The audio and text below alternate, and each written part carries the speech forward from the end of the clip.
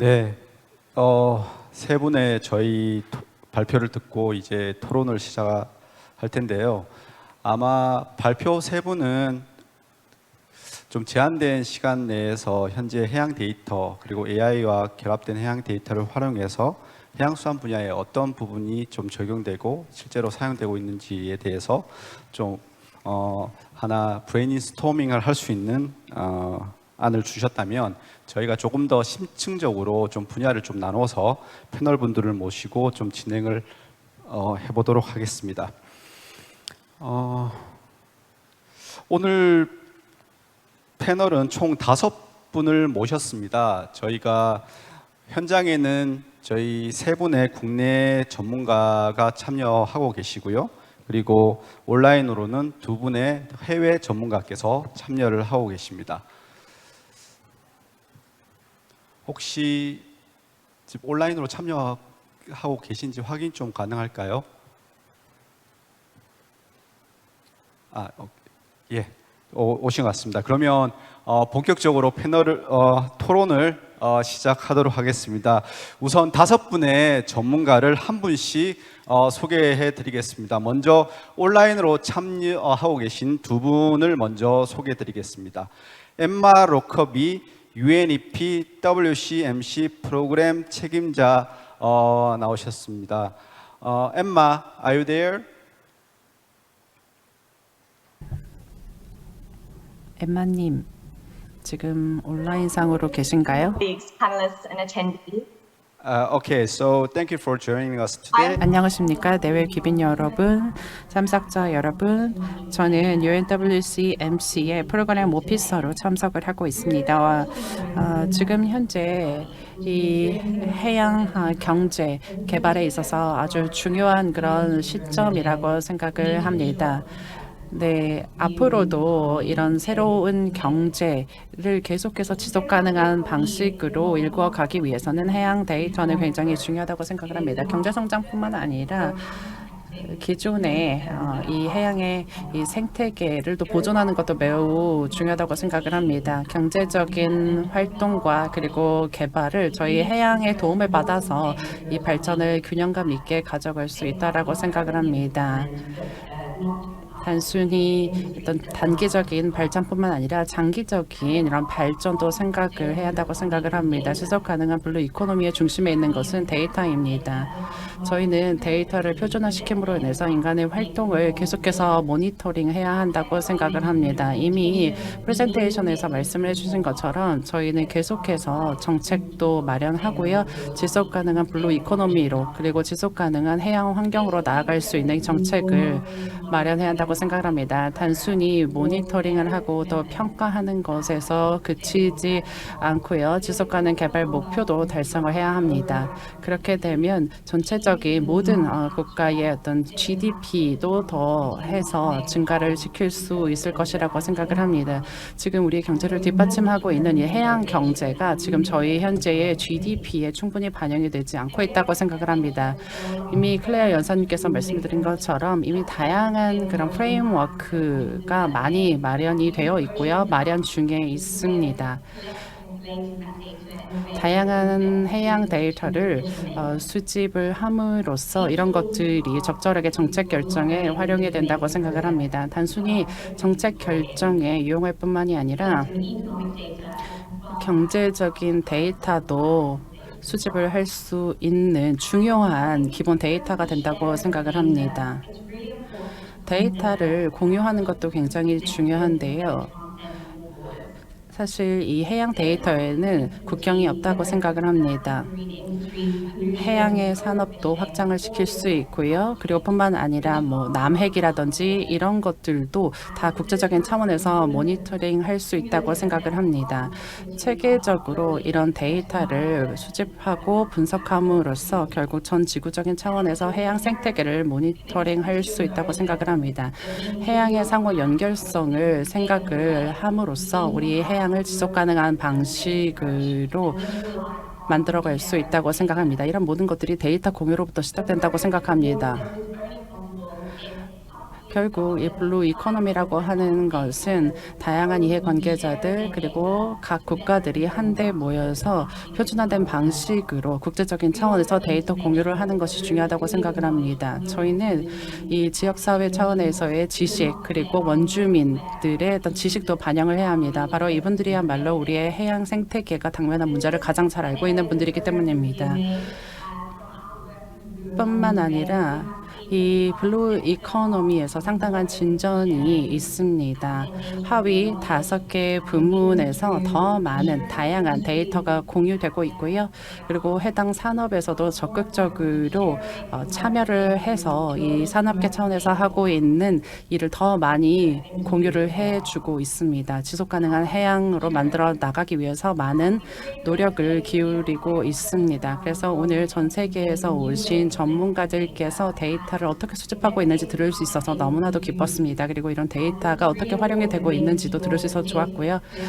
지금 현재 수집된 이 데이터야말로 앞으로 저희가 해 나가야 할 것들을 알려주는 그런 지침이 된다라고 생각을 합니다. 뿐만 아니라 이 해양 데이터의 활용에 있어서의 다양한 격차도 줄여가는 것이 중요하다고 생각합니다.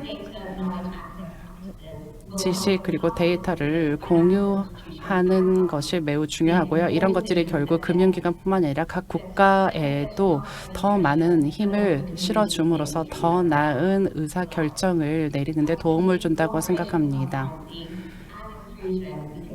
투명성 있게 협력을 해 나가면 결국 지속 가능한 그리고 장기적으로 바람직한 블루 이코노미로 나갈 수 있다고 생각합니다. 네, 감사합니다. 5분을 먼저 소개를 시켜드리고 이제 발표를 부탁을 하려고 요청을 드리려고 했는데 바로 말씀을 주셔서 잘 들었습니다. 해양 데이터에 국경이 없다라는 말씀이 굉장히 인상적인 것 같습니다. 그래서 이 부분은 아마 해양 데이터라는 부분이 한 국가의 어떤 정보를 넘어서서 우리가 국제적으로 이 해양 데이터를 활용해서 서로 인류의 발전에 도움이 되는 그런 부분으로 좋은 통찰력 있는 의견을 주신 것 같습니다. 잠깐 엠마 로코비 박사님에 대해서 좀 말씀을 드려야 될 것 같습니다. 엠마 로코비 박사님은 케이프타운 대학교에서 박사학위를 받으셨습니다. 그리고 현재 유엔 환경계획 세계 자연 보전 감시 센터에서 10년 이상 블루 이코노미 업무를 담당하고 계십니다. 말씀 잘 들었습니다. 감사합니다. 이어서 두 번째 패널 분을 모시도록 하겠습니다. 온라인으로 참여하고 계신데요. 프랑스와 레지 마르탱 로제르 프랑스 ACRI 그룹 본부장님이십니다. 본부장님께는 이런 질문을 좀 드리겠습니다. 첫 번째 발표자인 우리 발표자께서 AI 기반 공공 데이터 활용이 매우 중요해지고 있다라는 그런 발표를 해주셨는데요. 이에 대해서 전문가로서 어떤 코멘트 그리고 평소 관련된 공공 데이터와 AI 관련된 그런 생각들을 좀 공유를 해주시면 감사하겠습니다.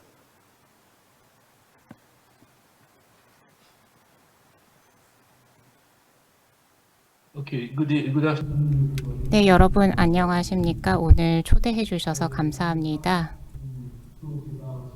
제가 받은 질문은 AI 기반 공공 데이터 활용 전략에 관한 것이네요. 공공 데이터를 AI로 활용하는 것이고 그리고 대표적인 사례들을 프랑스와 국제사회를 대상으로 해서 즉 유럽에 관한 사례를 공유 드리도록 하겠습니다. 제가 전 세계라고 해놓고 유럽만 얘기를 해서 죄송합니다만 우선 두 가지가 있는 것 같습니다. 공공정책의 데이터를 수집을 하고 또 배포를 하고 공공 데이터를 활용하는 것도 AI를 활용하는 것이라는 두 가지 분야인 것 같습니다. 대부분의 발표자분들께서 얘기를 해주셨습니다.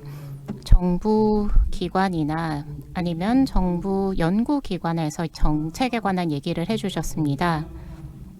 또 민간 연구기관에서도 오셨죠. 현실적인 이야기들을 들을 수 있다고 생각을 합니다. 왜냐하면 정부 혹은 정부 간 이런 연구의 수요자 혹은 참여자이기 때문입니다. 우선 제 소개를 드리고 싶습니다. 저는 이제 프랑스 해군에서 퇴임한 장교이고요. 또 마찬가지로 박사학위를 해당 분야에서 받았습니다. 해양학에 박사학위를 받았고요. 지난 15년간 수백 명의 과학자들과 함께 데이터 분야에 관한 연구를 수행해 왔습니다. 그럼에도 불구하고 사무실 자체는 굉장히 적다고 생각을 합니다. 데이터 과학자, 특히 해양에 대한 데이터는 충분하지 않다고 생각을 합니다. 데이터 과학은 ICT 인프라와 직결되어 있습니다. 우리가 가파 멤버가 아닙니다. 그렇지만 그럼에도 불구하고 데이터를 수집하고 저장하고 처리하고 배포할 수 있는 역량이 있어야 되겠죠. 그래서 데이터 허브를 사용해야 됩니다. 예를 들어서 저희 같은 작은 기관 같은 경우에는 마찬가지로 그런 역량이 있습니다. 120 페타바이트의 데이터를 저장할 수 있는 역량이 있습니다. 이 데이터는 그 모니카 글라소님께서 얘기를 해주셨었던 노아의 발표에서도 나왔습니다. 77 페타바이트의 데이터가 있다고 했었죠. 저희도 마찬가지로 저희 해양 데이터를 처리를 하고 있습니다. 말씀을 드렸듯이 120 페타바이트 수입니다. 지금 저희가 하는 관측 데이터는 100개의 위성에서 얻은 데이터입니다. 그래서 약 100 펙타바이트의 데이터를 연간 계속해서 생산해내고 있는 것이죠. 2012년에 지구 데이터들이 그 데이터 스톡의 양이 전 세계 위성으로 얻은 것이 60 페타바이트였습니다. 보시면 지금은 이 60 페타바이트의 2배 정도가 매년 얻어지고 있습니다. 212 페타바이트의 데이터가 수집이 되고 있는데 이것을 잘 관리를 해야 됩니다. 저도 마찬가지로 컴퓨팅 용량이 굉장히 많이 사용하고 있는데요. 1 페타플로프의 용량을 사용하고 있습니다. 이것을 더 확장이 될 거라고 생각합니다. 유럽 클라우드를 활용해서 1 페타플롭을 더 사용할 수 있습니다. 제가 고성능 컴퓨터를 활용하고 있는데요. HCP 같은 경우는 34 페타플롭을 처리할 수 있습니다. 충분하지는 않죠. 그렇지만 여전히 컴퓨팅 용량이 필요해야 합니다. 또 이런 용량을 통해서 데이터를 수집을 해야 되고요. 또 플롭도 마찬가지고요. 공급망도 데이터 공급망도 탄탄해야 되겠죠. 저작권도 필요합니다. 네트워크도 잘 관리가 되어야 됩니다. 그리고 20기가비트가 필요하죠. 시그널당 필요합니다. 이것이 유저과 사용자 측면에서도 모두 보장이 돼야지 데이터를 활용할 수 있습니다. 그러면 공공 전략을 보도록 하겠습니다. 공공 데이터 전략이 유럽은 어떤지 설명드리겠습니다. 지금 모든 지자체들이 유럽의 지자체들 그리고 국가 정부 또 EU 커미션에서는 공공 데이터 저장소를 만들려고 하고 있습니다. 다 여러 가지 그러니까 수백 개의 공공 데이터 저장소가 별개로 존재하고 있습니다. 그런데 공유가 안 되고 있죠. 상호 운용성이 필요합니다. 상호 운용성이 있기 위해서는 EC의 지침이 필요합니다. EC의 지침을 따라서 이런 저장소를 통합한다면 모든 유럽의 데이터 저장소를 볼 수 있을 것입니다.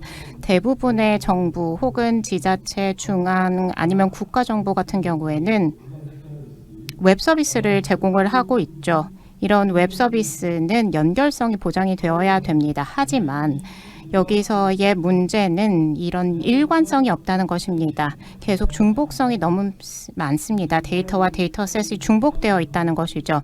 많은 공공 데이터 저장소의 데이터들이 중복되어 있습니다. 동일한 이름을 안 쓰고 있기 때문에 결국에는 데이터가 동일한 경우가 많습니다. 예를 들어서 제가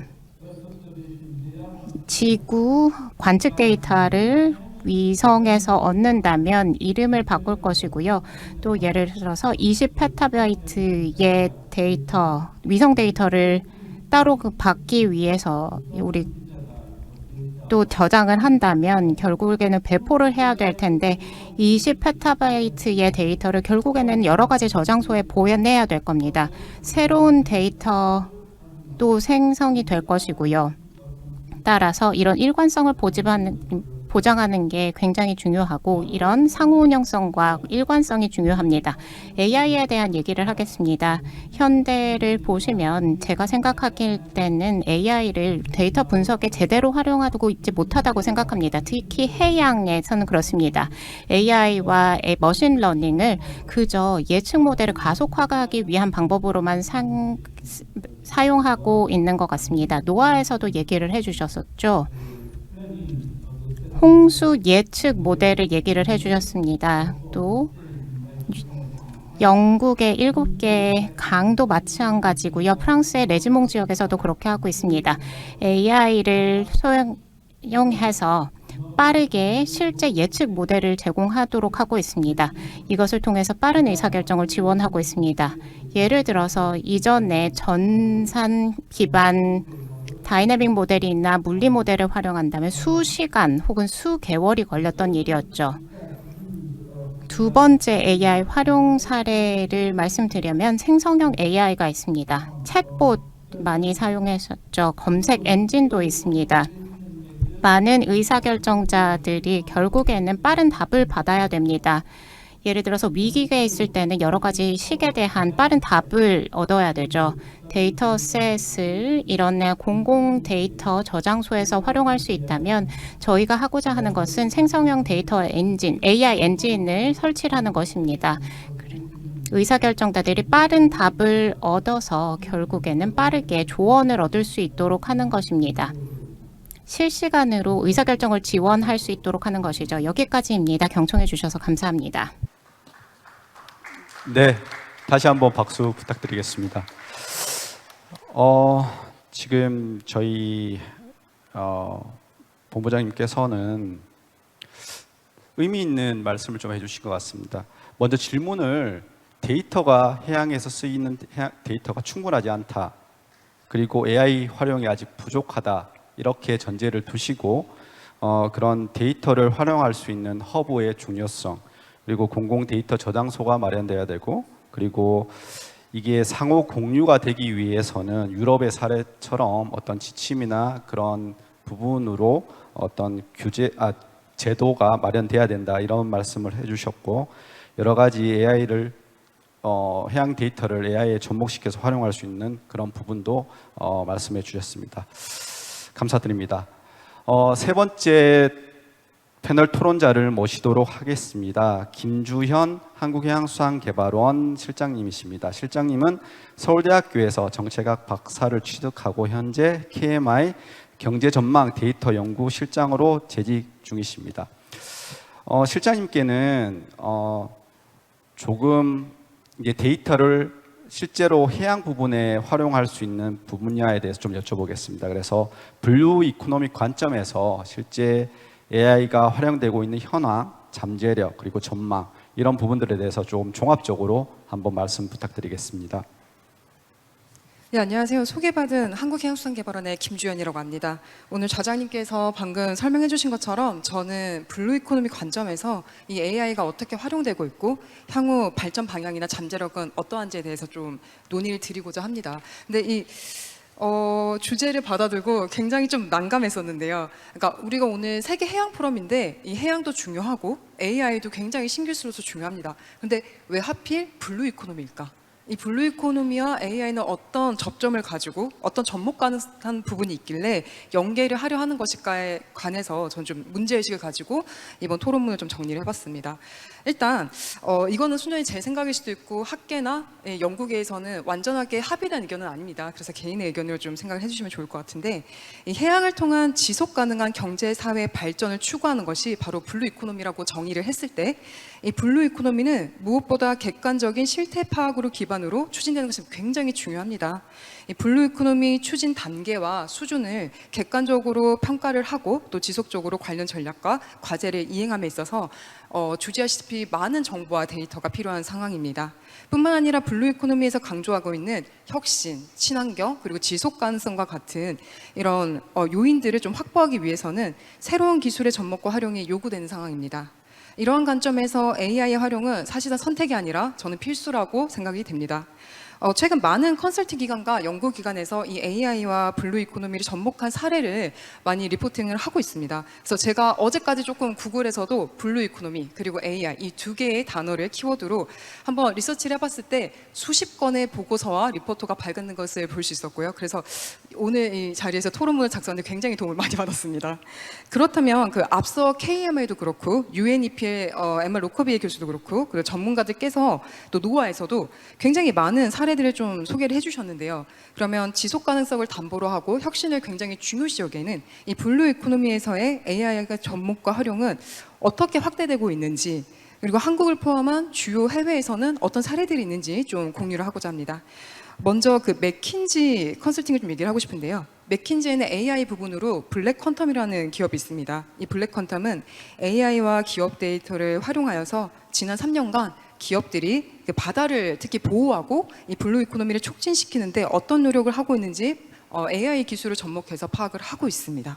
이 퀀텀 블랙은 2017년 이탈리아에서 설립된 원 오션 재단과 함께 산업이 해양에 미치는 영향을 분석한 해양 활동 중심의 연차 보고서를 발간하고 있습니다. 해당 보고서를 작성하기 위해서는 세계 시가총액의 70% 이상을 차지하는 약 2,500개의 기업의 지속 가능성 보고서를 오픈 AI 기반의 제너레이티브 AI를 활용해서 분석하였다고 합니다. 이러한 분석 결과를 토대로 섬유나 식품을 비롯한 다양한 분야에서 현재 해양에 좀 무리가 적게 가는 포장재를 개발하는 에코 디자인이 적용된 사례를 광범위하게 찾아냈습니다. 맥킨지 퀀텀 블랙 원 오션 재단은 이 AI 프로젝트를 통해서 사용된 기술 구성 요소를 현재 오픈 소스의 형태로 깃허브에 제공을 하고 있어서 여러분들이 오픈 그 사이트에 가시면 충분히 다 활용을 하실 수 있고 확인도 하실 수 있습니다. 다음으로 제가 좀 소개해드리고 싶은 것은 단순히 그냥 해양 국가가 아니라 좀 이 블루 이코노미 전략을 실천하고 있는 국가인데요. 바로 캐나다입니다. 캐나다 역시 우리나라랑 마찬가지로 수산해양부라는 정부 부처가 있습니다.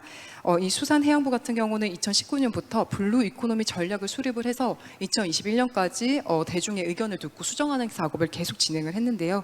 이 캐나다에는 AI 관련 기관으로 딥센스라는 기관이 있고, 이 딥센스는 캐나다 주정부와 그다음에 해양 프론티어 연구소, IBM 등의 지원을 받아서 최근까지 캐나다 해양수산 기업과 AI 인재를 연결시켜주는 프로그램을 운영해 왔습니다. 좀 구체적으로 그 대학원생으로만 구성된 팀을 기업과 연계해서 최근에 그 수력 발전댐을 통과하는 물고기의 개체 수를 집계하는 작업을 자동화하는 신경망을 구축한 사례가 있고요. 또 하나는 캐나다의 노바스코샤라는 그 조력 발전을 할 수 있는 그 지역이 있습니다. 이 지역에서 그 조류를 이용해서 청정 에너지를 생산하기 위해서 조력 터빈에 관련된 음향 데이터를 수집하는데 이때 불량 데이터가 발생하는 케이스가 있어서 이 불량 데이터를 인간이 그냥 듣고 구분하는 것이 아니라 음향 데이터 중에서 불량 데이터를 걸러내는 작업을 머신러닝 기법으로 신경망을 구축해서 수행한 사례가 있습니다. 우리 한국 또한 이 해양수산 분야에 있어서 블루 이코노미를 추진하기 위해 AI와 적극적으로 접목을 하고 있습니다. 먼저 좀 정책적인 측면을 좀 소개를 해드리고 싶은데요. 우리나라 중앙부처인 해양수산부는 제2차 해양수산 과학기술 육성 기본 계획을 수립하여서 해양수산 과학기술 대전환을 통한 블루 이코노미 구축을 비전으로 수립을 하였습니다. 구체적으로 그 스마트 항만의 개발과 운영 과정에서 인공지능 기반의 분석을 통한 항만 운영을 최적화하고 또 빅데이터 인공지능을 활용해서 국가 해양재난 재해 관리 시스템을 구축하고 서비스를 제공하는 기술을 구체적인 주요 과제로 포함하고 있습니다. 뿐만 아니라 AI, 빅데이터 등 첨단 기술을 접목해서 성능과 부가가치를 높이는 해양수산 딥테크 창업 육성 또한 주요 과제로 담고 있습니다. 이번에는 우리나라에서 AI와 블루 이코노미를 접목한 기업의 산업 사례를 좀 말씀을 드리고 싶은데요. 이미 첫 번째 발표자께서 충분히 많은 설명을 드리고 또 동영상과 시각 자료를 다 제공을 해주셔서 저는 간략하게만 좀 설명을 드리겠습니다. 해양 쓰레기 솔루션 개발 업체인 포어시스는 AI와 IoT 기반의 모니터링 기술을 적용해서 지금 여러분이 앉아 계신 이 부산시에서 프로젝트를 한번 진행한 경험이 있습니다. 구체적으로 저도 이 시티의 이름을 뉴스에서 좀 들어본 적이 있는데요. 그러니까 하천의 부유 쓰레기 통합 수거 관리 시스템을 개발한 다음에 2023년부터 부산시의 그 에코 델타 시티라고 최근에 좀 개발이 되고 있는 이 시티의 그 평강천에서 악천 후에도 안정적으로 쓰레기를 수집하고 차단하는 그 시스템을 개발해서 적용하고 있다고 합니다. 다음으로는 이런 사례와 그 다음에 블루 이코노미와 AI가 왜 연계되었는지 까지 설명을 드렸는데, 그럼 향후에는 과연 어떻게 진행이 돼야 될지 이 부분에 대해서 좀 고민을 해봤습니다. 저 혼자만의 아이디어는 부족을 해서 좀 제가 논문도 찾아보고 나름 한번 살펴보았는데요. 올해 뉴펄랜드 대학 메모리얼 대학의 해양수산 연구소에서 발간하는 그 더 저널 오브 오션 테크놀로지라는 저널에는 그 AI를 통한 블루 이코노미의 개선과 향상에 관한 연구가 한편 실려 있더라고요. 그래서 이 연구를 제가 살펴봤을 때 AI의 활용을 통해서 인류가 오랫동안 추구해온 경제적 번영과 환경 보호 사이의 균형에 블루 이코노미가 조금 더 가까이 다가갈 수 있음을 주장을 하고 있습니다. AI는 데이터 학습, 자연어 처리, 음성 인식 등 다양한 기능을 생산적으로 활용함으로써 해양 생태계 모니터링, 효율적인 물류 운영 촉진, 어류의 움직임과 해상 운송 서비스 활동을 실시간으로 수집함으로써 적기에 기업이나 정책 당국이 의사결정을 내릴 수 있도록 도와줄 수 있습니다. 그리고 그 활용 범위는 점차 확대될 예정이며 어족 자원의 과학적인 관리와 해양 공간의 계획 그리고 규제 등은 원격 감지나 위성 데이터 분석 등 AI의 활용에 좀 더 많은 의지를 하게 될 전망입니다. 하지만 이 논문에서는 이러한 굉장히 많은 장점과 활용에도 불구하고 AI의 그 위험 요인 또한 잘 지적을 하고 있어서 굉장히 새로웠습니다. 구체적으로 AI의 잘못된 모델링과 가정, 그리고 형평성 문제, 예상치 못한 외부 효과 등을 들고 있는데요. 편향적인 데이터의 활용과 알고리즘이 구성이 되거나 잘못된 가정에 기반한 모델링 등은 예상치 못한 결과를 가져오고 오히려 AI의 긍정적인 작용이 의사결정을 저해하는 기능을 할 수도 있습니다. 또한 뿐만 아니라 이 AI를 활용할 수 있는 역량과 자산을 충분히 갖춘 그룹과 그렇지 못한 그룹 간의 형평성 문제도 제기될 수 있습니다. 이런 수많은 문제와 관련해서 저는 이 해결책에 관해서는 캐나다 정부 AI 공공인식 워킹그룹의 위원이자 딥센스의 전무이사인 제니퍼 리플란테가 2022년에 밝힌 의견을 좀 인용하고 싶습니다. 제니퍼 리플란테 이사 같은 경우에는 AI와 블루 이코노미의 결합이 혁신적 성과를 가지고 올 수 있다고 주장합니다. 또한 데이터 플래닝과 AI의 기술을 잘 이해하고 역량을 갖춘 인재를 육성하는 것을 강조하고 있습니다. 이 학생들이 해양 경제의 잠재성에 관해 인지할 수 있도록 기회를 충분히 주고 해양수산 분야에서 AI에 대한 수요가 증가하는 만큼 해양과 AI 기술을 모두 잘 이해하고 있는 양 측면에서 잘 전문성을 갖추고 있는 인재를 육성해야 한다고 지적합니다. 또한 비단 학생뿐만 아니라 우리 기업과 기관 그리고 정부에 속한 구성원과 리더 모두가 AI가 해양수산 분야와 산업에 미칠 잠재적 영향에 관해서 교육을 받아야 한다고 주장하고 있습니다. 앞서서 이 부분은 저도 많이 공감을 했는데요. 수많은 해양관광 데이터가 존재할지라도 이것이 어떤 가치를 지니는지 수집과 분석을 잘하고 그 목적성을 제대로 파악하지 못한다면 사실상 무용지물이라고 생각을 합니다. 따라서 앞으로는 이 AI를 활용하는 주체, 그 다음에 저장하는 방법, 라벨링 방법 등 데이터를 수집하고 활용하는 전반적인 방법을 정확히 인지하고 그리고 이것을 충분히 활용할 수 있는 교육을 우리 해양수산 분야에서도 모두가 함께 해야지 저희가 앞서 말씀드린 한계라든가 위험 요인들을 제거해 나갈 수 있다고 생각합니다. 따라서 해양수산 분야에서 적극적인 AI 기술의 도입과 활용을 교육하고 정보를 제공하기 위해서 오늘 AI와 블루 이코노미를 결합해서 이 세션에서 다루고 있는 점은 정말 고무적이고 유의미한 자리라고 할 수 있습니다. 또한 이 자리가 향후 발전을 위한 초석이 되리라고 믿습니다. 이상으로 제 토론 마치겠습니다. 감사합니다. 예, 블루 이코노미 관점에서 AI에 대한 현황, 잠재력, 전망 이렇게 요청을 드렸는데 거의 모범 답안을 이렇게 써주신 것 같은 느낌을 받았습니다. 뭐 다들 들어서 아시겠지만 개인적으로는 그렇게 생각합니다. 우리가 화성도 가고 화성이 어느 정도의 우리가 이해력을 가지지만 실제 바다를 우리가 잘 알고 있다라고 생각하지만 뭐 심해저뿐만 아니라 조금 깊은 바다까지 들어가도 실제 뭐가 어떤 위험이 도사리고 있고 또 어떤 가능성이 있고 어떤 잠재력이 있는지에 대해서 저희는 아직까지 잘 모른다고 생각합니다. 그래서 우리가 그런 위협에 대응을 하고 또 잠재력을 바다로부터 나올 수 있는 기회를 최대로 활용하기 위해서 필요한 도구가 바로 데이터라고 생각하고 데이터는 우리가 바다를 알 수 있는 기본적인 부분을 해소시켜 준다라고 생각하고 AI는 좀 더 나가서 바다를 활용할 수 있는 조금 블루 이코노미가 지향하는 지속 가능성이라든가 이노베이션이라는 것들 매개로 바다를 잘 활용할 수 있는 그러한 분야에서 AI가 참 유용하겠구나라는 생각을 해봤습니다. 예, 다음 패널로 넘어가서 이철용 센터장님을 모시도록 하겠습니다. 센터장님은 인하대학교에서 박사학위를 취득하셨고요. 현재 한국해양과학기술원 해양빅데이터 AI 센터 센터장님을 맡고 계십니다. 그래서 센터장님께는 조금 더 브로드하게 좀 말씀드리겠습니다. 해양 빅데이터라고 저희가 많이 알고 있는데 이러한 관점, 특히 해양 그 연안 빅데이터 플랫폼에 대한 부분도 지금 사업을 진행하고 계시는 걸로 알고 있습니다. 이런 관점에서 어떤 AI의 활용, 뭐 가능성, 잠재력 이런 부분들에 대해서 생각을 좀 공유해 주시면 감사하겠습니다. 네, 안녕하십니까. 소개받은 한국해양과학기술원 해양빅데이터 AI센터의 이철용입니다. 오늘 제가 말씀드릴 내용은 해양 빅데이터 관점에서 AI 활용 잠재력과 그 전망에 대한 내용인데요. 사실 뭐 긍정적인 면도 있고 뭐 부정적인 면도 있고 저희 현재 한계점인 부분들이 있는데 사실 어느 한쪽을 편중돼서 얘기하기는 좀 너무 광범위한 얘기가 될 것 같습니다. 우선은 제가 생각하기에 요 해양 빅데이터라는 것 자체가 사실 저희가 생각하고 있는 그런 범주가 점점 확장되고 있다고 저는 생각을 합니다.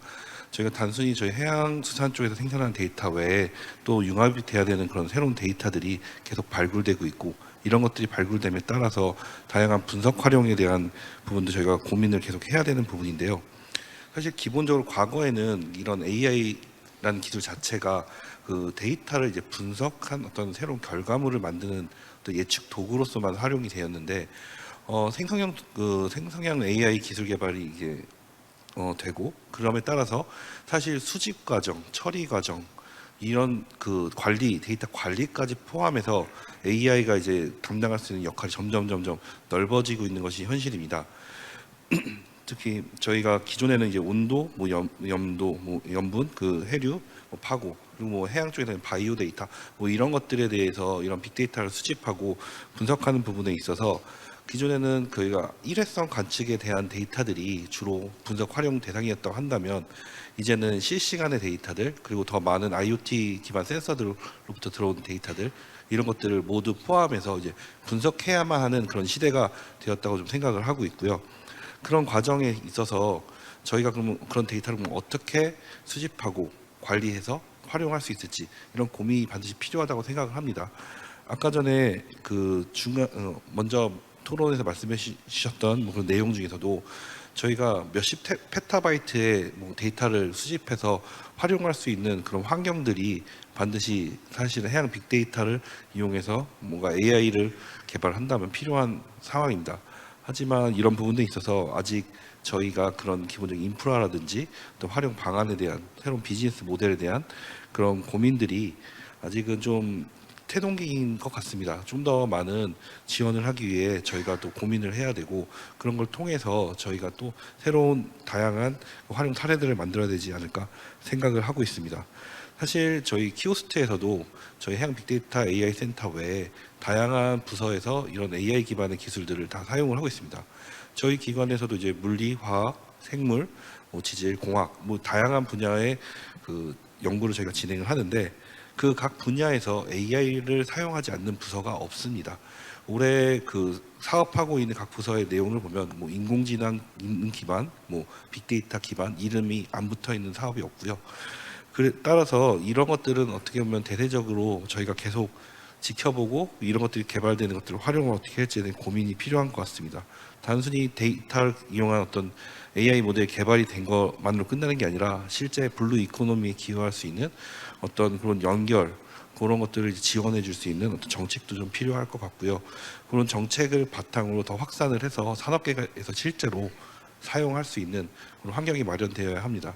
사실 저 아까 연안 빅데이터 플랫폼을 좀 소개시켜 주셨는데, 제가 연안 빅데이터 플랫폼 총괄 책임으로 3년 지금 진행을 하고 있는데, 많은 어떤 빅데이터라든지 AI에 대한 그 기술 수요를 많은 분들 만나서 들었을 때 하신 얘기가 좋은 것 같은데 잘 모르겠다, 그런 부분에 약간 인식에서 현재 저희가 생각하는 것보다는 좀 인식이 많이 좀 뒤처져 있는 게 사실입니다. 그런 부분에 있어서도 좀 그런 홍보라든지 활용 사례 발굴을 해서 좀 안내해주고 뭐 이런 역할들도 반드시 필요하다고 생각하고요. 그런 어떤 문화 자체가 만들어지지 않는다고 한다면 사실 그 AI 기술 자체가 사실 뭐 과학자들만의 기술 뭐 이렇게 남아 있을 수도 있기 때문에 그런 부분들에 대해서 좀 더 신경을 좀 써야 된다고 저는 생각을 하고 있고요. 또 과학기술의 뭐 가속을 위해서 아까 말씀드렸던 생성형 AI 이런 것들의 활용들도 좀 고민이 필요한 것 같습니다. 사실 기존의 저희 과학자 입장에서 기존의 과학자분들이 이제 연구 활용을 할 때 AI에 대한 인식은 사실 아까 말씀드렸듯이 특정 분야에서 예측 활용하기 위한 그런 툴로서만 지금 생각을 하는데, 사실 이것들이 연구를 서로 보조해 줄 수 있는 어떤 그런 파트너로서의 역할이 가능하다고 저는 보고 있거든요. 데이터를 수집하고 관리하고 처리하는 데 있어서 AI가 분명히 그동안의 시간에 많이 투자했던 그런 부분들을 효율성을 급격히 올려줄 수 있는 부분인데, 이런 부분들에 대해서 어떻게 활용할 수 있을지 이런 부분들을 좀 더 같이 고민하고 그런 활용할 수 있는 기회들을 많이 만들면 그 지금보다 더 좋은 그런 그 연구 결과와 그런 활용 사례들을 만들 수 있지 않을까 생각합니다. 사실 뭐 빅데이터 관점에서 말씀드리고 싶은 얘기가 너무 많긴 하지만 시간 제한이 7분인 관계로 또 토론할 때 또 필요한 얘기 있으면 더 하도록 하겠습니다. 네, 감사합니다. 우리가 해양과 지금 AI에 관련된 해양 인공지능, 오션 인텔리전스와 AI에 관련된 관계를 얘기를 하면서 저희가 좀 좋은 얘기를 좀 많이 하고 기술적인 부분들을 많이 하는데, 실제로 여러분도 잘 아시겠지만 기술의 진보 속도는 굉장히 빠릅니다. 굉장히 빨리 나가는데, 우리가 그걸 뒷받침해 줄 수 있는 여러 법, 제도, 그리고 인식, 거기에 뭐 서로 연결시켜 줄 수 있는 어떤 플랫폼, 이런 것들을 만드는 것들이 중요함에도 기술 진보 속도를 못 따라가고 있는 것 같습니다. 그래서 오늘 지금 패널 분들께서 말씀하신 여러 부분들은 어떻게 보면 우리가 너무 기술이 주는 좋은 점, 장점으로 인해서 다른 뭔가 또 별도로 같이 해야 되는 그런 숙제들을 해결하고 있지 못하지는 않을까라는 그러한 어떤 문제를 던져준다라고 생각을 해서 굉장히 좋은 말씀이라고 생각을 합니다. 예, 그러면 마지막 이게 5번째 패널을 모시도록 하겠습니다. 김강현 교수님이신데요. 교수님은 부경대학교에서 정보공학 박사학위를 취득하셨고 현재 경남정보대학교 클라우드 시스템학과 교수로 재직하고 계십니다. 그리고 한국해양수산 데이터 산업협회 사무국장도 역임을 하신 바 있고요. 제가 교수님이라고 부르겠습니다. 교수님께는 이런 질문을 드리겠습니다. 아까 말씀드렸듯이 저희가 AI에 대한 기술적인 부분 그리고 해양수산에 접목할 수 있는 가능성, 잠재력 이런 부분을 지금 포커싱을 좀 맞춰서 얘기를 하고 있는데, 개인적으로는 누가 그러면 이 데이터를 만지고 운영을 하고 조직하고 관리를 할 것인가, 그리고 AI 기술을 누가 발전을 시킬 것인가라고 보면 실제로 사람이 해야 된다라고 생각을 하거든요. 그러면 사람이 필요하고 그러한 사람은 전문 인력이 될 수도 있고 인재도 될 수 있다고 생각을 합니다. 그래서 이 문제에 대해서 좀 교수님께서 뭐 인재를 양성할 수 있는 부분도 있고 기업가의 어떤 생태계를 조성하는 문제까지 한번 의견이 있으시면 좀 주시면 감사하겠습니다. 네, 방금 소개받은 김광현입니다. 지금 오늘 나왔던 발제자서부터 토론자분들께서 모두 이제 한결같이 말씀하시는 것들 중에 의견들의 결론이 그러면 인력을 어떻게 양성을 할 것이고 이런 것들이 굉장히 중요하기 때문에 아마 맨 마지막에 저한테 기회를 주신 게 아닌가라는 생각을 하게 됩니다. 인력 양성이 매우 중요한데 사실 여러분들께 말씀드리면 이제 뭐 대학 교수로서 소개를 받았지만 사실은 얼마 전에 저는 대학을 그만두었습니다. 그리고 산업체에 다시 취직을 했습니다. 그 이유에 대해서는 말미에 아마 여러분들께 그 이유에 대해서 말씀드릴 기회가 있을 것 같고요. 말씀하신 대로 인력 양성 분야는 지금 매우 어렵습니다. 여러분들 알다시피 학령 인구가 지금 계속 줄어드는 그 현실에서 특히 이 과학 분야의 인력을 양성하고 과학 분야 중에서도 해양 분야라고 하는 분야의 과학 인력을 양성한다라고 하는 그런 것들은 지금 현실상 뭐 어저께 개막식 때도 부산 지역에 있는 유력 그 대학 총장님들도 오셨겠지만 굉장히 어려운 것도 사실입니다. 하지만 꼭 해야 하는 것도 또 사실입니다. 이런 관점에서 단연간 이제 인력 양성을 했던 제 경험자로서 어떻게 하면 인력 양성이 좀 활성화가 될 수 있는지에 대한 방안들을 여러분들하고 같이 공유를 좀 하고자 합니다. 먼저 제가 부산이 제2의 도시고 또 해양 도시이기 때문에 부산 지역에 있는 여러 교육기관들에 대해서 해양과 AI와 해양 분야에 어떠한 그런 특화된 과들이 지금 현재 운영이 되고 있는지 한번 조사를 해봤는데 굉장히 놀랐었습니다. 없습니다. 한국해양대학교의 해사대학 내에 해양 AI과가 얼마 전에 개설이 됐는데요. 정원이 9명뿐이 안 되더라고요. 그러면 과연 이런 상황에서 그러면 어떻게 지금 우리 본부장님께서 말씀하셨던 대로 기술과 이런 환경들은 점점 발전해 나가는데 그런 것들을 뒷받침할 수 있는 인력 양성은 과연 그러면 어떻게 해야 될 것이냐. 그래서 그 부분에 대해서 제가 간단하게 제 경험하고 좀 해서 말씀을 좀 드리도록 하겠습니다. 먼저 교육 과정이 좀 중요할 것 같습니다. 모든 대학이 새로운 과를 만들다고 하는 것은 굉장히 어렵습니다. 지금 현재 현실상. 그렇기 때문에 기존에 있는 과들과 어떻게 하면 융합을 할 수 있는지 그런 방법들을 좀 찾아야 할 것 같습니다. 그래서 커리큘럼 같은 교육과정 같은 경우에 해양 관련된 과와 인공지능 관련된 과가 서로 상호 융합을 해서 1학년 때는 뭐 해양 관련된 과목을 배운다든지 또 중간 2, 3학년 때는 인공지능 관련된 과를 교과목을 배우고 졸업할 때쯤 되면 이 두 개의 학문을 합칠 수 있는 그 융합된 그런 기술들을 배우는 그런 융합 학과들이 앞으로 좀 활성화돼야 되지 않을까 싶은 생각이 듭니다. 두 번째가 좀 굉장히 중요한데요. 여러분들도 알다시피 지금 학령 인구는 계속 줄어들어가고 있습니다. 기술은 계속 발전하고 있습니다.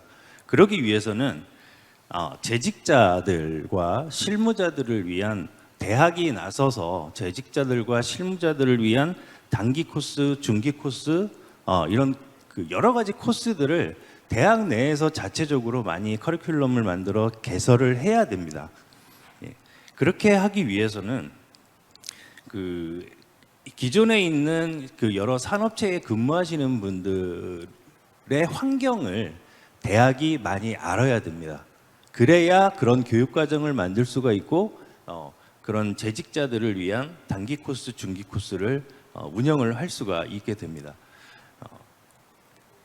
더불어 여러분들도 잘 아시겠지만 이제 코로나로 인해서 온라인 교육이 많이 활성화되어 있는 상황인데 무크라고 하는 국제적인 온라인 플랫폼, 교육 플랫폼이 있습니다.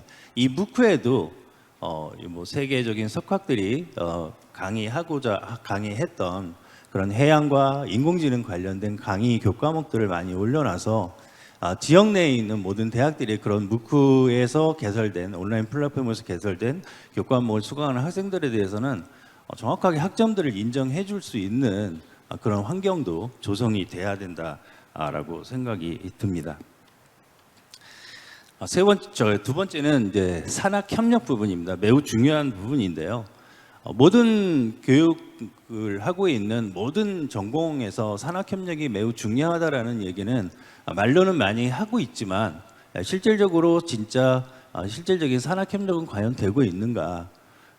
현재로서는 아마 그렇지 않다라고 이제 생각이 드는데, 그래서 산업체와 공동으로 할 수 있는 여러 가지 프로젝트들을 우리 스스로 여기 계신 연구하시는 분들이나 대학에 계시는 분들이 스스로 만들어야 됩니다. 그리고 산업체들이 연구를 같이 할 수 있도록 여러 가지 환경들을 정부나 이런 기관들이 제공을 해 줘야 합니다.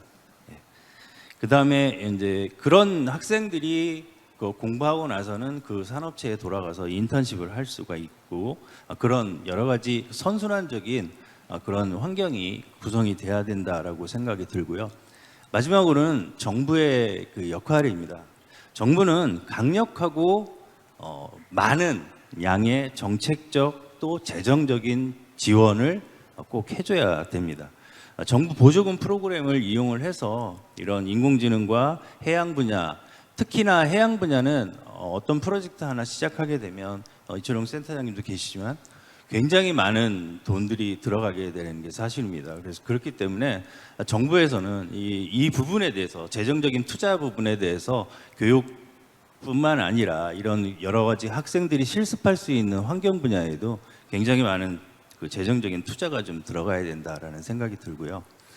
두 번째는 인증제도입니다. 이 정부가 인정하는, 또 기관들이 인정해주는 이런 인증된 인력들이 많이 배출되면 될수록 그 생태계는 굉장히 선순환적으로 돌아갈 수 있을 거라고 생각이 들고요. 해외 협력은 뭐 당연히 오늘도 많은 전문가들, 해외에 계신 전문가들이 토론을 하셨지만 그런 전문가들을 통해서 해외 협력도 많이 이루어져야 한다고 생각이 들고요. 미래 인력이 얼마만큼 필요할지에 대한 수요 예측에 대한 데이터 분석, 물론 이 데이터 분석 분야에도 인공지능 기술이 들어가겠지만 이런 분석들이 정확히 이루어져야 향후에 대학들이 이런 특수한 과를 만들고 운영하기 위한 근거가 되는 자료이기 때문에 이런 것들도 매우 중요하다라고 생각이 듭니다. 인력이 양성이 되기 위해서는 먼저 산업체가 활성화돼야 됩니다. 그래야 외부의 우수 인력이 자꾸 지역으로 유입이 되고, 그래야 대학이 많은 인력들이 양성이 되고 연구소도 활성화가 됩니다. 오늘 많은 발제자들께서 또 토론자들께서 했던 내용들의 핵심을 보게 되면 대부분 다 이런 인공지능과 해양에서의 결론은 해양 기후나 해양 관측에 대한 얘기를 굉장히 많이 말씀들을 해주셨는데요. 해양 환경과 매우 밀접한 관계가 있다라고 생각이 듭니다. 제가 대학을 그만두고 산업체로 간 이유 중에 하나도 지금 현재 제가 재직하고 있는 쇼테크라고 하는 이 산업체에서는 해양 쓰레기, 즉 이제 해양 폐어구라고 하는 그런 해양 쓰레기들을 재활용하는 그런 프로젝트를 지금 준비를 하고 있고, 그 프로젝트를 준비하기 위해서 현재 특허까지 이제 출원을 하고 있는 그런 상태인데요. 많은 연구가 이루어지는데 연구자들은 이런 연구를 위한 연구가 아니라 실제 그 연구가 이루어지고 나서 활용하는 활용자들, 실제 어민들이라든지 시민들이라든지 국민들이 그 인공지능 데이터들을 어떻게 활용할 거냐, 이런 것들에 대한 관점을 좀 시각을 좀 바꿔주셨으면 좋겠습니다.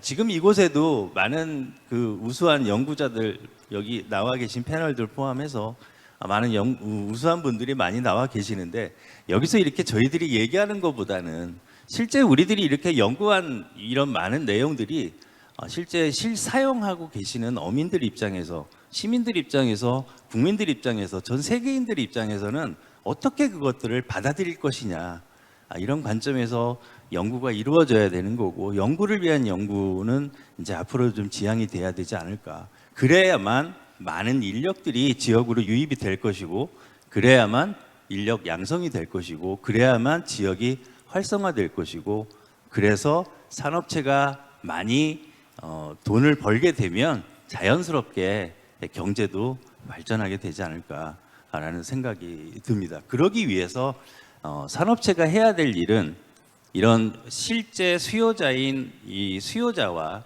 그다음에 연구하시는 연구자들 사이에 중간에서 코디네이션 역할을 해주는 역할을 산업체들이 꼭 해야 된다라고 생각이 들어서 저는 앞으로 이런 연구자분들과 실제 사용하시는 수요자들 사이에서 코디네이션 역할을 하기 위하여 대학을 그만두고 산업체로 이제 이직을 하게 되었습니다. 제가 뭐 여러 가지 말씀을 많이 드렸지만 오늘 그 많은 유명하신 이 분들하고 같이 토론을 하게 돼서 굉장히 좀 영광스럽게 생각하고 있고요.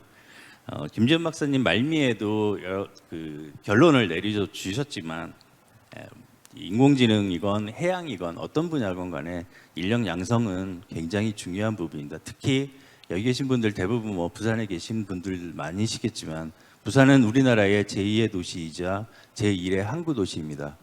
부산의 발전을 위해서 여러분들의 많은 관심과 해양의 또 발전, AI의 발전을 위해서 많은 노력해 주시길 바라고 이만 말씀을 드리겠습니다. 감사합니다. 네, 좋은 말씀 감사합니다. 뭐 여러 많은 말씀을 해주셨지만 저는 딱 와닿는 한 내용은 산학연 AI 협력 생태계가 구축되어야 된다라는 부분이 가장 와닿는 것 같습니다. 오늘 이런 자리를 마련한 것도 이런 논의들이 시작되는 어떤 출발점이 될 수 있기 때문에 저희가 이런 세션들을 운영하는 것 같습니다. 예, 저희가 1라운드 저희 질문들은 다 드렸고요. 3시를 막 지나고 있습니다.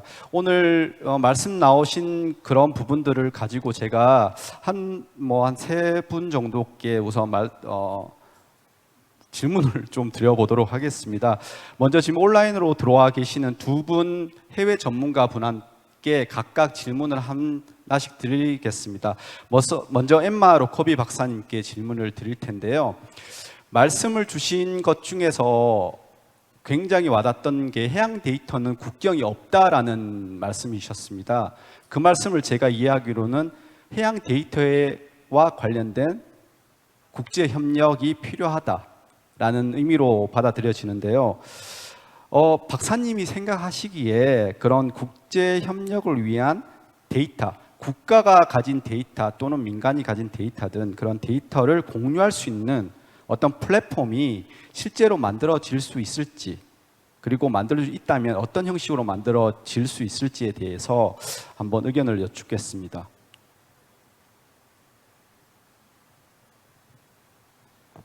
Thank you so much. 네, 질문해 주셔서 감사합니다. 네, 이미 플랫폼이 존재합니다. 글로벌 데이터를 저장하고 있습니다. 허브 오션이라는 플랫폼이 있습니다. 글로벌 해양 데이터 뷰어이고요. 그리고 글로벌 해양 관측 시스템도 있습니다. 그래서 그것을 위한 플랫폼들은 이미 존재하고 있습니다.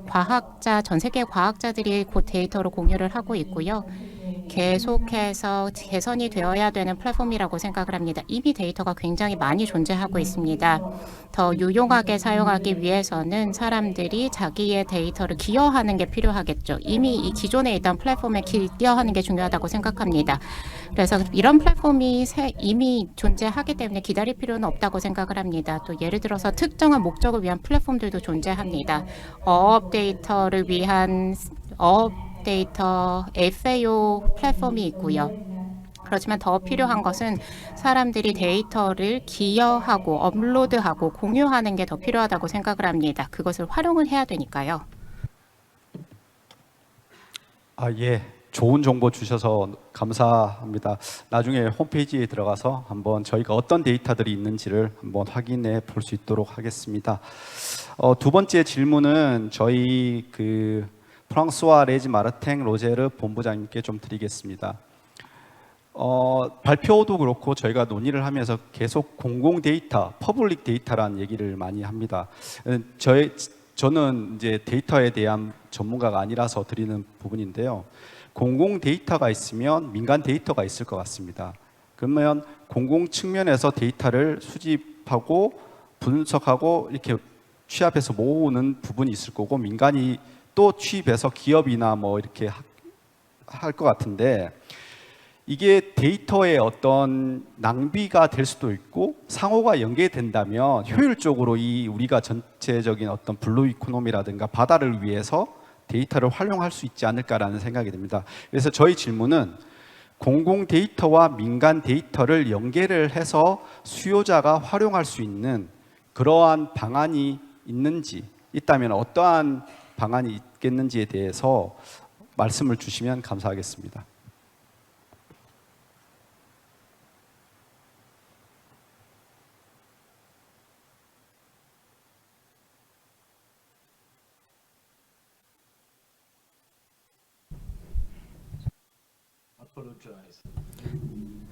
네, 제가 마이크가 켜지지 않았던 상태였던 것 같습니다. 네, 굉장히 중요합니다. 이미 모든 연사님들께서 말씀해 주신 것처럼 이 공공 데이터도 중요하고요. 프라이빗 데이터도 중요합니다. 공공 데이터 굉장히 중요하죠. 납세자들이 내는 그 세금으로 가치가 있는 것이기 때문에 굉장히 중요합니다. 그런 측면에서 경제적인 가치가 있습니다. 그런데 민간 데이터 같은 경우에는 민간 시장에서 나오는 것이기 때문에 사용을 하기 위해서는 비용을 지불을 해야 되겠죠.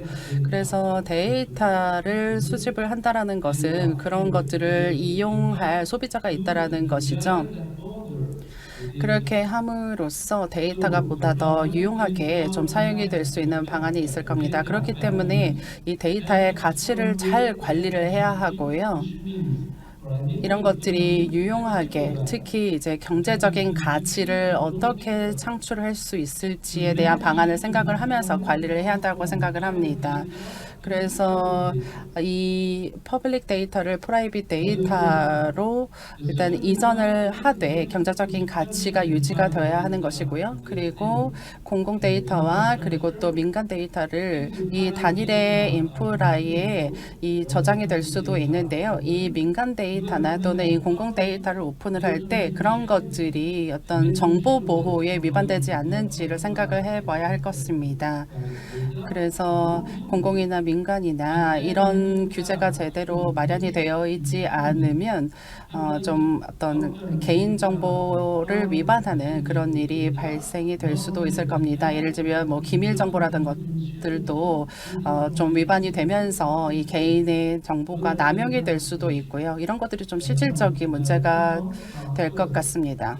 일단 첫 번째로는 경제적인 가치를 제대로 실현시킬 수 있느냐, 그리고 두 번째로는 이런 정보를 기밀 사항이 노출되지 않게 잘 관리할 수 있는지 이런 실질적인 방안이 문제가 될 것 같습니다. 민간 정보가 그리고 공공 정보가 사실 어떤 인류애라는 가치를 기반으로 해서 잘 사용이 되어야 한다고 생각을 합니다. 저의 무지를 좀 더 좋은 방향으로 정보를 주셔서 감사합니다.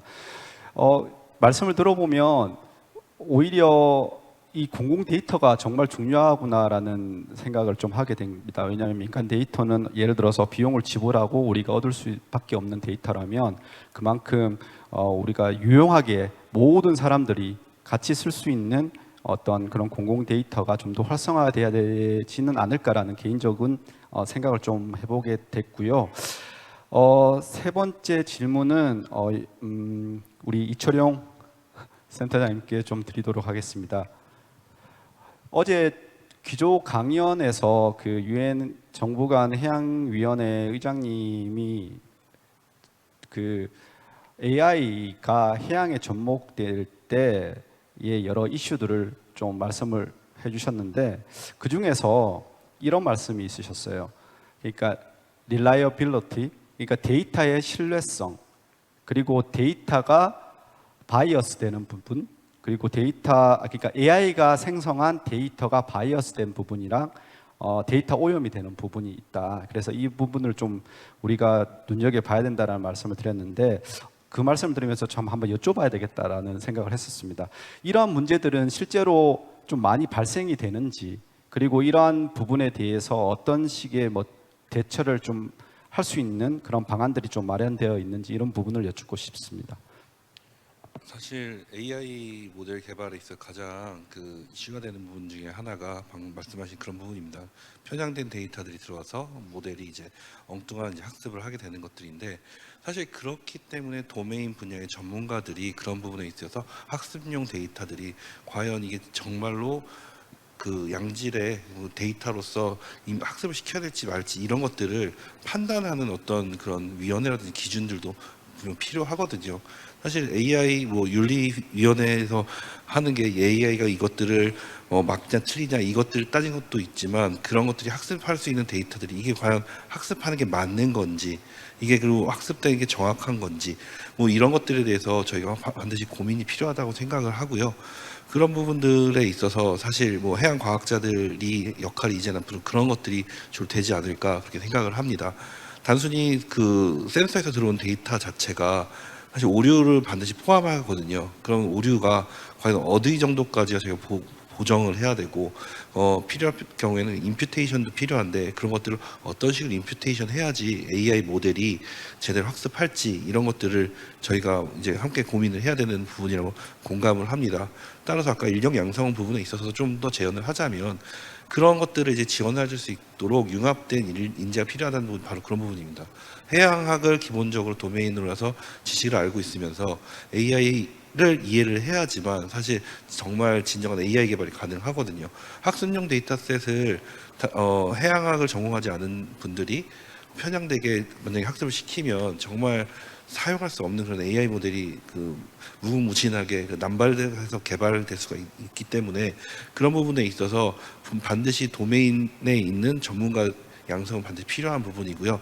그런 부분들이 앞으로 정책적으로도 지원될 수 있도록 좀 많은 고민이 필요할 것 같습니다. 현재 AI 모델 개발할 때도 가장 크게 문제가 되는 게, 이제 크라우드 소싱 기반으로 데이터셋을 구축하다 보니까 저기 실제 분류하는 그 레이블된 데이터들이 제대로 되지 않은 데이터들이 학습돼서 문제가 된 사례들이 꽤 나오고 있거든요. 그런 부분에 있어서 저희 해양 분야에서도 데이터에 대한 모니터링, 그러니까 품질 자체에 대한 모니터링, 그걸 어떻게 관리해야 할지 관리 체계, 이런 것들에 대한 고민도 반드시 필요합니다. 이게 없으면 AI가 정말 거꾸로 저희에게 재난으로 다가갈 수 있거든요. 네, 그런 부분들에서 같이 고민이 필요하다고 통감합니다. 예, 말씀 감사합니다. 다가올 수 있다. 이 부분이 우리한테 주는 메시지는 확실한 것 같습니다.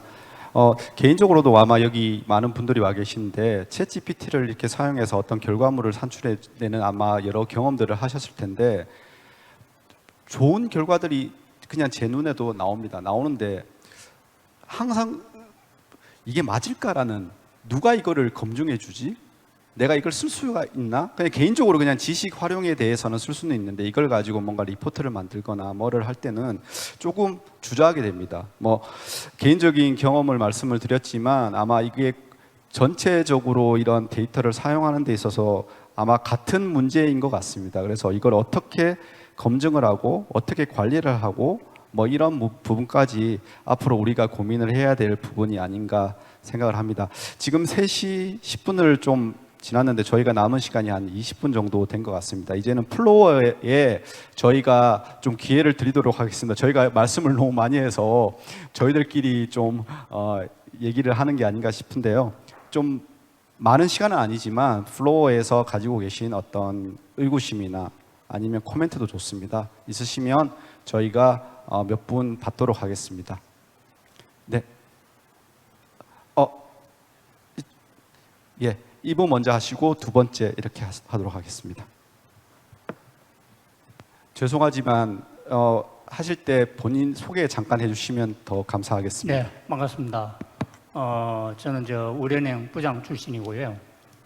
금융인의 입장에서 오늘 이런데 블루 이코노미는 조금 생소한 개념으로 오늘 이야기 강연을 들었습니다. 그래서 제가 생각하고 있는 것은 지금 현재 부산시에서 부산시립대학은 대학을 지금 설립 여부를 지금 검토를 하고 있습니다. 거기 이제 이슈화되어 있는데, 저는 사실은 그걸 예산 낭비다 이래서 사실은 반대 의견을 냈는데 지금 이야기를 듣고 보니 이런 분야에 그 인재가 사실은 그 석박사가 굉장히 많잖아요. 굉장히 많고 대학도 많고 그래서 나는 불필요하다. 이미 석박사들이 너무나 많은데 근데 지금 이야기를 또 듣고 보니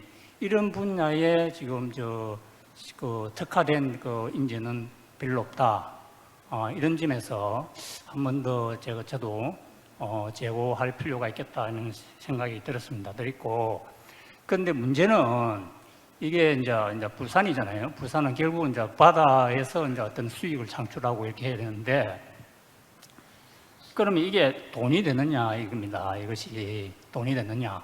쉽게 이야기해서 그 투자했을 때 보니까 이게 초기 투자 비용이 상당히 많이 들더라고요. 이 도전 과정인데 그러면 이것을 그 정책 담당자들이 과연 이걸 그 수익화를 장담을 할 수 있겠느냐? 정부가 또 정부나 지자체에서 투자를 했을 때 밀어줬을 때 당장 그 부산 시립 대학을 뭐 1,500 들여가지고 설립하는 것만 해도 난간이 봉착해 있는데 이런 것을 어떤 이런 지금 말씀하신 이런 내용들을 블루 그 이코노미를 이렇게 한번 뭘 만들자 이렇게 했을 때 이 수익화를 어떻게 장담을 할 수 있겠는가 그런 데이터와 성공 사례라든지 이런 것을 그 확실하게 답보를 해서 다 이렇게 데이터를 만들어서 이거는 성공 가능성이 80%입니다, 90%입니다 이렇게 나와줘야 그래야 그 재정이 집행이 되고 예산을 받아올 수 있고 자금이 조달되고 금융이 수반되고 이렇게 할 거 아니겠습니까? 그러니까 결국은 실행을 할 수 있게 하기 위해서는 확실한 검증이 돼야 되고 확실하게 이것이 돈도 되고 성장 가능성이 있다. 일자리 창출도 되고 그 부산에서 그 세계로 나갈 수 있는 발판이 될 수 있는 그런 것이 될 것인가 이것이 가장 중요하다고 저는 금융인의 입장을 해서 그렇게 생각합니다.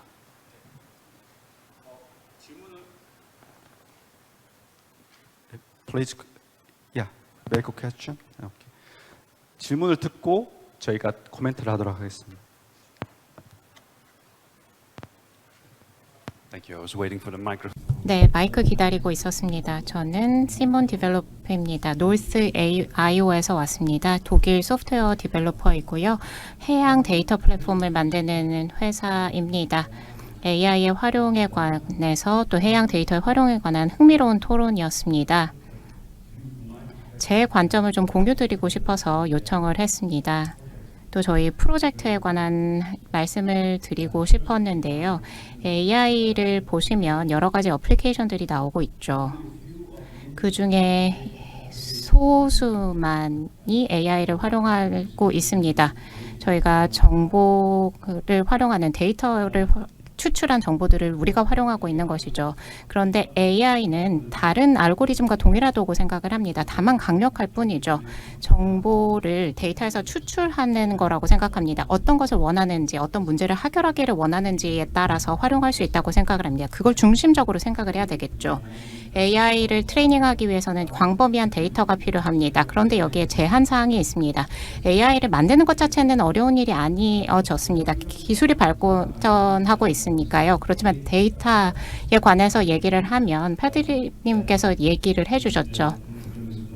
로커비님께서도 얘기를 해주셨습니다. 데이터 가용성이 굉장히 중요하다고 생각합니다. 두 가지가 있죠. 공공 데이터가 있고요. 민간 데이터가 있습니다. 또 두 가지의 AI 면에서는 가치가 있다고 생각을 하는데 그 또 하나는 활용성이라고 생각합니다. 데이터를 이제 AI를 활용해서 작동을 시킬 수 있어야 되니까요. 그러면 가용성의 문제가 남는다고 생각을 합니다. 데이터 가용성이죠. 그리고 토론자분들께서도 그 얘기를 해주셨습니다. 공공 데이터는 공공이 활용할 수 있어야겠죠. 그리고 여러 가지 플랫폼이 있다고 얘기를 했는데 어떤 데이터가 어떤 변수로 어떤 디멘션으로 또 어디에서 찾을 수 있는지를 알아야 됩니다. 또 공공 분야도 마찬가지라고 생각을 합니다. 이 데이터가 어디 있는지를 알아야겠죠. 여러 가지 데이터 사일로가 있다고 생각합니다. 독자적으로 존재하는 것이죠. 예를 들어서 특정 기관에만 남는다면 접근성이 떨어지겠죠. 그래서 제 생각에는 찾을 수 있고 데이터가 가용해야 된다고 생각을 합니다. 또 민간 부문이라면 여러 가지 또 장애가 있다고 생각을 합니다. 왜냐하면 이미 재정을 조달을 한 것이고 그리고 소비를 특정 소비자를 대상으로 한 것이기 때문에 무료가 아니죠. 그리고 기밀 때문에라도 보안 문제가 있을 겁니다. 따라서 이것을 해소하는 것도 큰 문제라고 생각을 합니다. 로커비님께서도 얘기를 했죠. 플랫폼이 있기 때문에 우리가 업로드를 해야 되는 그런 의지가 있어야 된다고 얘기를 합니다. 그런데 저는 그건 잘 작동되지 않을 거라고 생각을 합니다. 그래서 제가 하고 싶은 말씀은 이전의 세션에서도 얘기를 해주셨습니다. 수산 세션에서도 얘기를 했죠. 피쉬 X 프로젝트가 있었습니다. 유럽 프로젝트이고요. 피쉬 X는 하나의 플랫폼에서 모으는 게 아니라 탈중앙화 시킨다고 얘기를 했습니다. 그래서 자기가 자기만의 방식으로 데이터를 기여하는 것이죠. 그런데 그 플랫폼을 만들어서 사람들에게 데이터를 올려서 데이터의 가시성을 높이는 데에 더 중점을 뒀습니다. 실제 데이터의 공유는 이 두 데이터 기여자와 데이터 사용자가 데이터를 활용할 수 있도록 공공으로 만들어놨고요. 그리고 특정한 조건이 있고요. 그리고 물론 수익화할 수 있습니다. 그렇지만 제가 생각하기에는 가용성과 가시성을 높이는 게 굉장히 중요하다고 생각을 합니다. 혹시 마리스페이스 X에 관심이 있으시면 이 부분을 찾아보셨으면 좋겠습니다. 이 토픽에 관해서 말씀드리고 싶었습니다. 감사합니다. 네, 감사합니다. 두 분의 좋은 질문과 코멘트를 들었는데요. 우선 두 번째 질문제에 대한 코멘트를 우리 이춘영 센터장님께서 잠깐 해주시겠습니다. 네. 독일에서 오셨다 그래서 좀 눈치는 채고 있었는데 제 가이엑스 프로젝트와 마리스페이스 X 프로젝트에 대해서 저도 평소에 관심을 많이 가지고 있습니다. 그래서 올해 하노버 메세에도 직접 방문해서 그 마리스페이스 X의 지금 현재 진행 상황이나 이런 것들 많이 확인을 했고요. 현재 저도 지금 또 이거 외에도 이제 북태평양 해양과학 연구기구의 그 파이시스의 제가 지금 T코드라고 해서 테크니컬 커뮤니티 온 그 데이터 익스체인지에 관련된 그 멤버를 활용을 하고 있어요. 그래서 관련 메타데이터에 대한 공유라든지 그런 것들을 통해서 데이터를 좀 더 보다 많이 확산하고 공동의 이제 AI 모델을 개발을 할 때 그런데 활용을 하는 필요성에 많이 공감을 하고 있습니다. 하지만 이제 한국의 상황이 조금 이제 공공 데이터에 대해서 좀 보수적인 부분이 있습니다. 명칭은 공공 데이터지만 사실은 정부에서 이제 필요한 어떤 행정적인 업무를 위해서만 활용을 하고 있고, 사실 저희 한국이 이제 전시상 아직은 이제 휴전 상황이기 때문에 그런 데이터 공유에 있어서 어떻게든 제한적인 부분이 있거든요. 그런 것까지 정책적으로 이제 다 고려해서 뭔가 공유를 하다 보니까 그런 부분에 좀 제약이 있습니다. 하지만 그런 부분을 좀 뛰어넘고자 해서 사실 그 과학기술정보통신부라고 우리나라의 좀 과학기술 관련된 정책 지원을 해주는 그런 부처에서 저희가 또 연안 빅데이터 플랫폼이라고 해서 아까 말씀드린 공공 데이터를 융합해서 산업계에서 활용할 수 있도록 제공하는 그런 데이터도 생산을 하고 있고요. 또 이제 프라이빗하게 각 기업에서 생산한 것들을 올려서 이제 공유할 수 있는 그런 플랫폼을 지금 만들고 있습니다. 그래서 그런 것들을 이제 공유하면서 그것들 다시 이제 국제 사회에 이제 필요한 그런 플랫폼에 관련 메타데이터를 공유함으로써 활용할 수 있도록 하는 노력은 앞으로도 계속 할 예정이고요. 저도 이제 마리스페이스 X에 많이 관심이 있기 때문에 필요하시면 나중에 또 한번 교류하는 시간이 있었으면 좋겠습니다. 네. 예, 제가 첫 번째 질문하신 분에 대한 답을 좀 드리도록 하겠습니다. 부산에서 현재 시립 대학을 이제 설립을 하고자 한다라고 했을 때 이제 질문하신 분께서 이제 질문 내용이 그럼 과연 그 대학을 설치를 했을 때 돈이 될 것이냐라는 그 질문이시잖아요. 저는 그렇게 생각합니다. 이 대학은 인력 양성을 꼭 해야 되는 부분이고 누군가는 꼭 해야 되는 부분인데 굳이 그 부산시라고 하는 공공기관이 대학을 설립했을 때 과연 돈부터 생각을 해야 되느냐라는 부분이거든요. 지금 저희 나라는 지금 삼면이 바다이고 단 이제 그 조건은 있습니다. 제가 이제 그 말씀드리자면 만약에 부산에서 부산시립대학원 대학을 설립을 한다라고 하면 기존에 있는 일반 대학의 그런 형태로서의 설립은 저도 반대를 할 겁니다. 저도 반대를 하지만 부산만이 가지어야만 되는 그런 특성화된 대학원 대학을 설립을 한다면 지금 당장은 돈이 안 되더라도 대학이 돈 벌는 수단이 돼서는 저는 안 된다고 생각을 합니다. 저희 나라 지금 이 먹고 살 거라고는 그 인재들의 머리뿐이 없는데 그 머리들을 돈으로 계산을 한다라고 하는 것도 좀 어불성설인 것 같고 사립대학도 아닌 시립대학이 만들어진다라고 하면 어느 정도 좀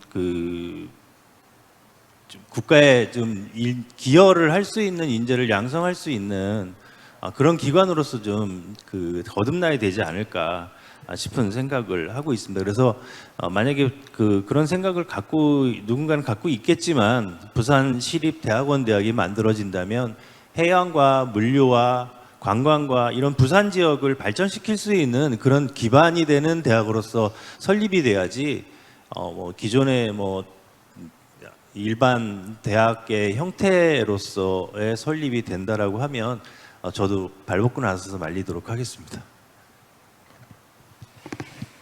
네, 감사합니다. 지금 이제 저희가 예정된 시간을 한 5분 정도 남았는데 저희가 다음 세션이 또 여기 이 장소에서 개최되는 관계로 아마 지금 분위기상으로는 한두 시간 더 이제 논의를 하고 질의를 받고 저희가 뭐 답변도 드리고 이렇게 해야 될 것 같은 분위기이긴 하지만 이것으로 일단 저희 세션을 좀 마무리하도록 하겠습니다. 저희가 2시간 반 정도 해양 데이터와 AI를 주제로 해서 블루 이코노미에 대해서 잠재력, 가능성에 대해서 살펴봤습니다. 여러 주제들을 저희가 다뤘고요. 그래서 아마 정보 차원에서는 많은 도움이 되셨을 거라고 생각하고 우리가 잠재 가능성도 발견했지만 그만큼 우리가 또 앞으로 해나가야 될 숙제도 좀 안고 안았던 시간이 아니었나 싶습니다. 지금까지 온라인과 오프라인에 참석해 주신 많은 분들 감사드리고 특히 해외에서 발표와 토론으로 참석해 주시고 현장에 지금 나와 계시는 두 분 전문가께 깊은 감사의 말씀 드리면서 오늘 세션을 마무리하도록 하겠습니다. 감사합니다.